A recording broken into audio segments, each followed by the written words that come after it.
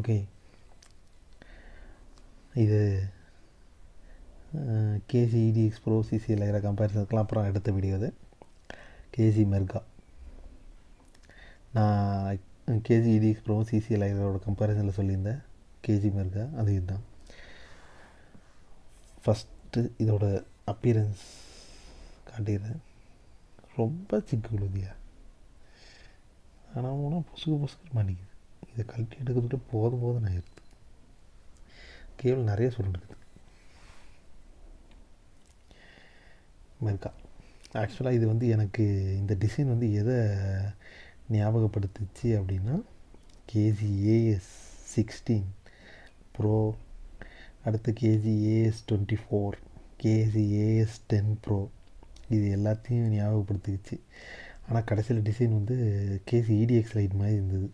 அதோடய ஷேப் வந்து எனக்கு அது எல்லாத்தையும் ஞாபகப்படுத்துச்சு. கேசி மெர்கா.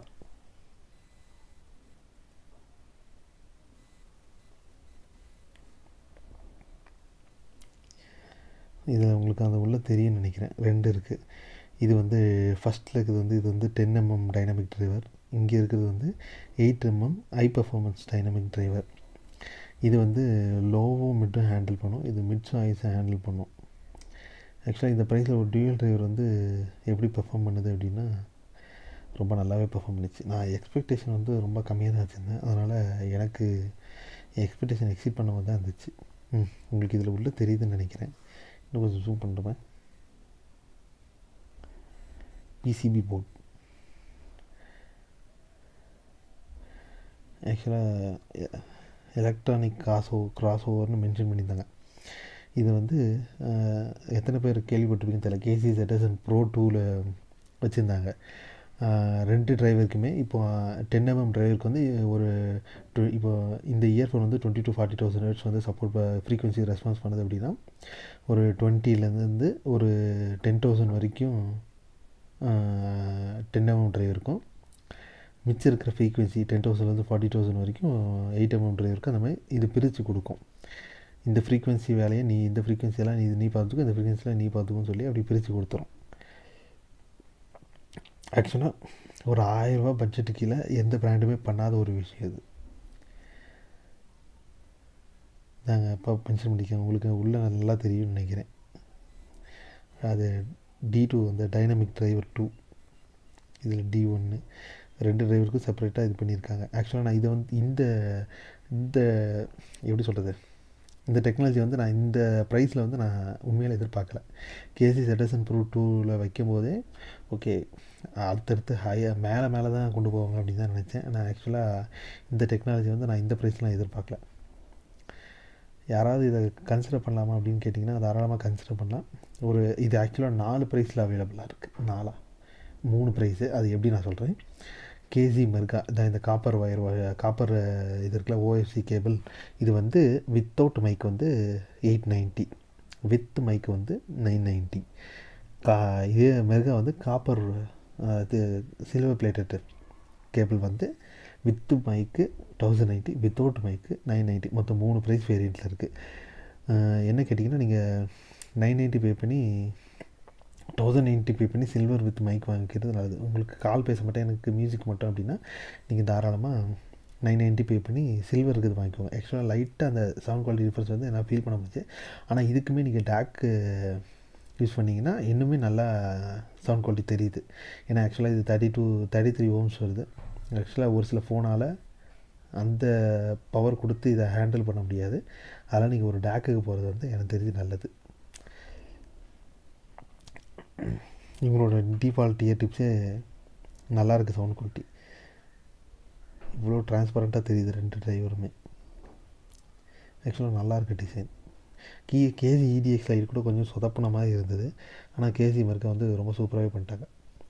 சவுண்ட் குவாலிட்டி பற்றி சொல்லணும் அப்படின்னா, ஒரு இடிஎக்ஸ் ப்ரோலேருந்து ஒரு ஒரு பெரிய ஜம்ப் தான் சவுண்ட் குவாலிட்டி வைஸில் அந்த ப்ரைஸில் பார்க்கும்போது. உங்களுக்கு பேஸ் வந்து தாறுமாறாக இருக்கும். ஏன்னா 2மே டைனமிக் டிரைவர்னும் போது பேஸுக்கு பஞ்சமே இருக்காது. அதே மாதிரி டைனமிக் டிரைவ்னு ட்ரெபிள்லாம் கோட்டை விட்டுரும், மிட்ஸ் எல்லாம் கொஞ்சம் இதாக இருக்கும். கேசி டியூனிங் அப்படின்னா கேசி டியூனிங் இந்த டைம் சேஞ்ச் பண்ணியிருக்காங்க. ரொம்ப பேலன்ஸ்டாக இருக்குது.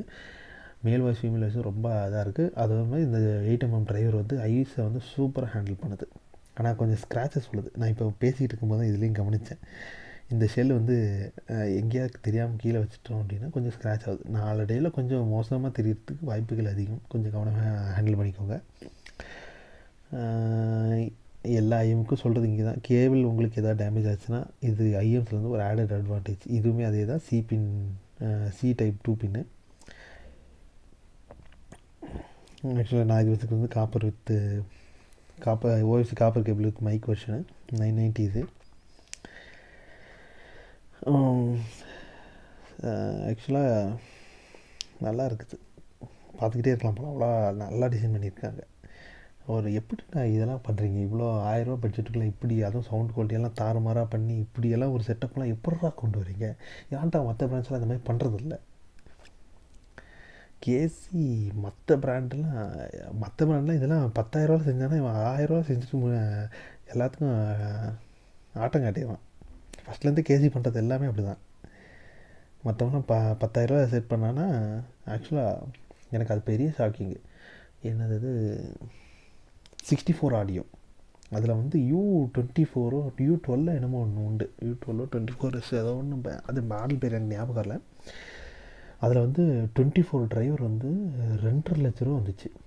ஆக்சுவலாக அது கேசி எவ்வளோ வச்சுருப்பான்னு நினச்சிருக்கீங்க? கேசி AS24 ஆஃபரில் 10,000 ரூபாய்க்கெலாம் கிடைக்கும். ஆனால் சவுண்ட் குவாலிட்டி 10,000 ரூபாய்க்கு என்ன இருக்குமோ அது இருக்குது. அதை சாட்டிஸ்ஃபை பண்ணுற லெவலுக்கு இருக்குது. ஆனால் நீங்கள் கொண்டு அதில் 24 டிரைவர் மொத்தம் இருக்குது, இதில் 24 மொத்தம் டிரைவர் இருக்குது, அது அளவுக்கு இருக்கணும் அப்படின்லாம் நினைக்கக்கூடாது. அந்த செட்டப்பில் என்ன ஃபீல் பண்ண வைக்க முடியுமோ ஃபீல் பண்ண வச்சுட்டாங்க. சவுண்ட் குவாலிட்டி நல்லாயிருக்கு.